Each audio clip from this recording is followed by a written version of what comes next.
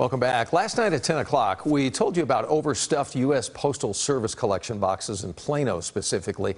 One victim of mail theft and check fraud points to that very issue as the reason for the problems. But now we're learning more people outside of Plano becoming victims of illegal check manipulation. In fact, our Nicole Nielsen spoke to one woman today from Keller whose business has lost tens of thousands of dollars. It's one of the oldest tricks in the book. They basically bleached the check. And it happened to Becky Haskin's stadium lighting business in Haltom City to the tune of $30,000. One check was $30,000, another check was $25,000, and then there were varying amounts under that. If you've never heard of check washing, it's when someone takes a check out of a postal box or maybe even your own mailbox, takes chemicals and erases what's there, and then writes in their information and cashes that check. And they literally have the guy on camera giving him $30,000 in cash.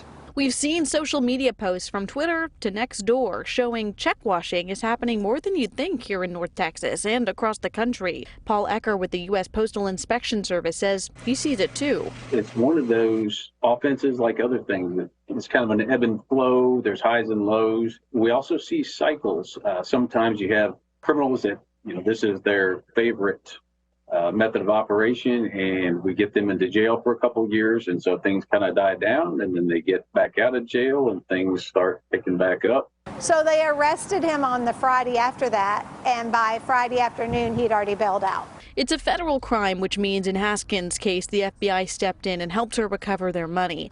But Ecker says recovering money is only part of the investigation, and as with all mail crime, they need your help.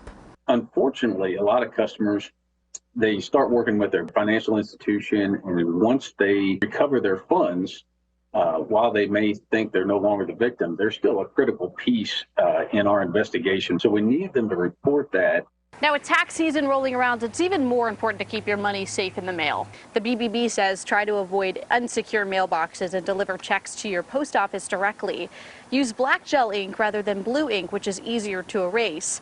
Double check images of checks on your account. And finally, keep a close eye on your bank account. And set up alerts so you can be notified of any transactions that you didn't approve. In Fort Worth, Nicole Nielsen, CBS 11 News.